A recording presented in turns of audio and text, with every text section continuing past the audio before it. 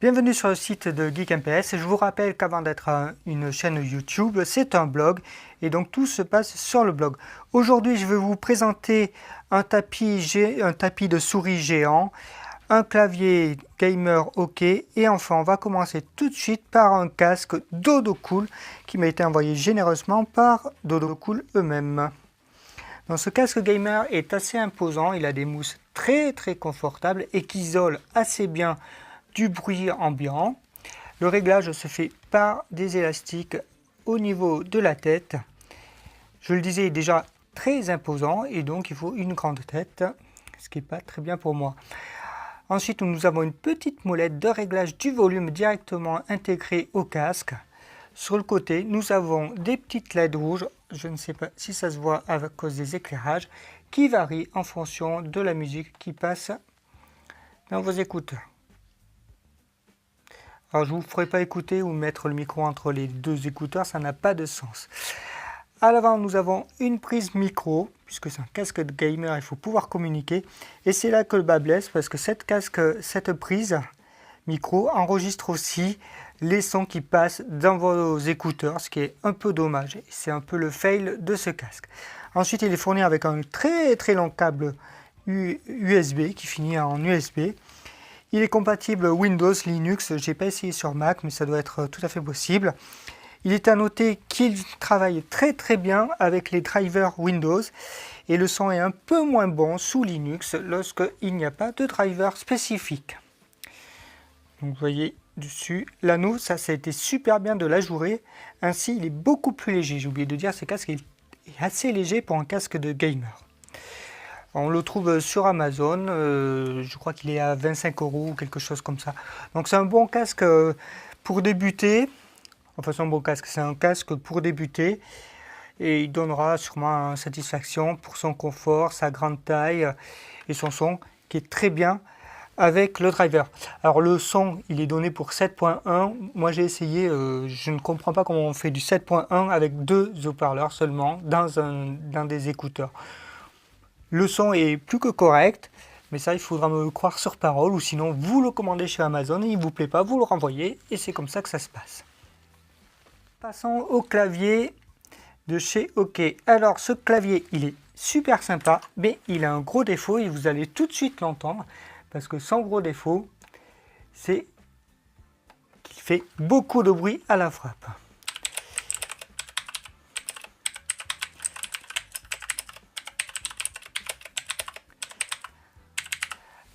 Après, il est assez agréable au toucher. On peut le programmer sans driver et ça c'est à noter parce que c'est assez rare qu'on peut utiliser un clavier sans driver.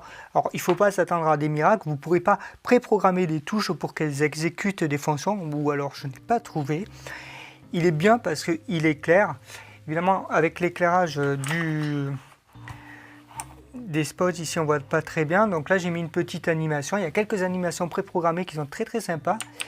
Moi, ma préférée, c'est pas celle-là.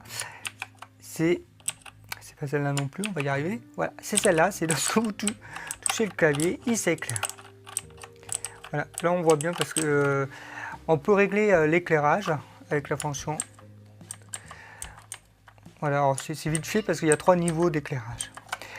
On peut prendre des pré-réglages de touches, c'est-à-dire si vous faites du gaming, vous aimez bien avoir certaines touches allumées, donc il suffit d'appuyer sur la touche fonction et par exemple ici, donc vous voyez ce sont ces touches qui vont s'illuminer, ce sont les touches qu'on utilise pour de direction et comme ça de préprogrammé il y en a 8.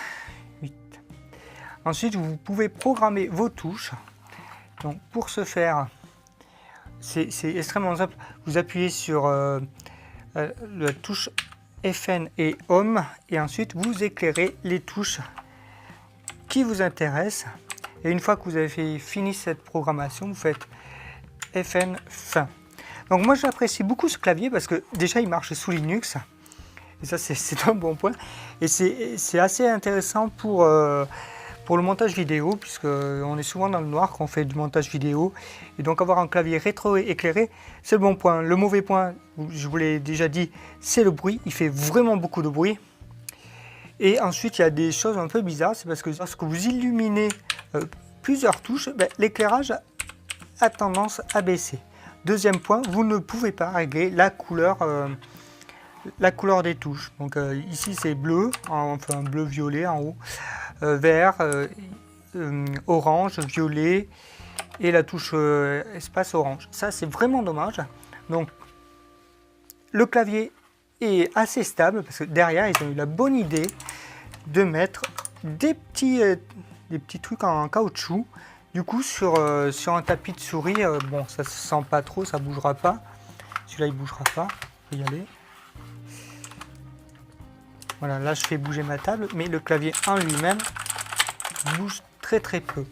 Autre petit truc sympa, c'est ils ont intégré la touche, la chose pour retirer les touches. Vous voyez, c'est extrêmement simple. Donc là on découvre des touches bleues, donc les plus bruyantes. Quoique, elles font moins de bruit quand il n'y a pas la petite touche. Donc c'est l'ensemble des deux qui fait que c'est très bruyant. Voilà. Enfin, je vous présente le tapis de souris OK qui m'a été envoyé gracieusement, donc je crois qu'il est à un peu plus de 10 €. Et donc derrière, comme vous voyez, c'est comme vous le voyez, c'est de la matière caoutchoutée. Dessus, c'est un tissu, tout ce qu'il y a de plus classique, et il est extrêmement plaisant de déplacer sa souris. Il n'y a pas de bug, c'est-à-dire que ça fonctionne très bien. Vous n'avez pas la souris qui se met à aller à droite, à gauche. Il est très grand. Alors, je suis désolé, je ne vais pas pouvoir dézoomer. Donc, je peux juste vous le montrer. Il fait entièrement ma table de test. Donc voilà, il n'y a pas grand chose à dire sur un tapis de souris. Sauf qu'il est très grand et moi je le trouve très bien. Il est suffisamment lourd pour bien se plaquer à la table. Et ça, c'est assez agréable. Voilà, j'espère que cette présentation vous a plu. Vous avez le droit de liker comme d'habitude.